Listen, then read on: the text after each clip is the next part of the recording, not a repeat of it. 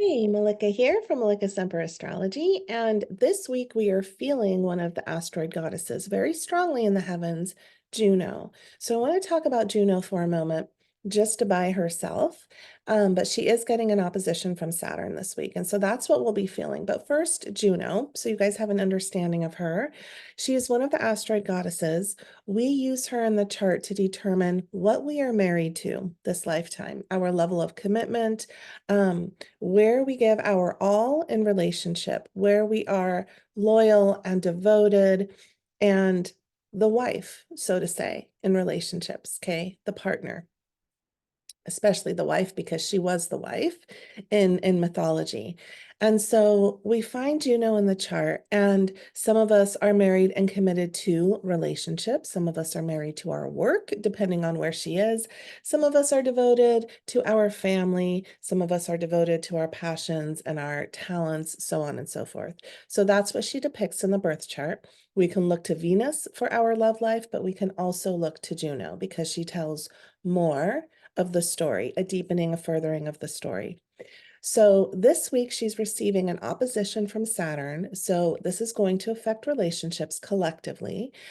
What can come in here is this desire to be in relationship, to be in partnership, but then Saturn comes in an opposition and sort of pulls back the reins a bit on that. So we can feel restricted within relationships, we can feel blocked within relationships, we can feel like there's a lot of work to be done within relationships, or it takes work to be in partnership. Saturn comes in and he really has us taking off the rose-colored glasses. Saturn deals in reality, no matter how harsh the reality is or how hard the facts are. He only cares about the reality and putting the work in, and the whole time being practical and logical. And he doesn't care about the emotion of something. He simply cares that you're doing the work so that you can further yourself and then so that you can learn your lessons.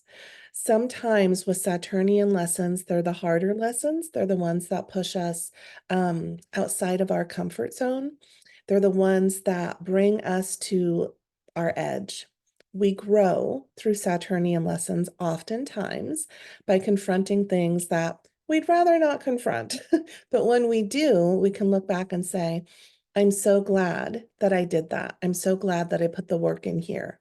I'm so glad this happened. It was a blessing in disguise. So when he's opposing Juno, those blessings and the challenge and the work come in the way of relationship. We can feel like relationships are a strain. We can feel like we want to hold back a little bit or pull back from relationship. The work shows itself within relationship, aka the problems, the struggles, what you have to face, what you have to work through together. But the good part about this, it's an opposition, so we can still feel Saturn's good intentions here.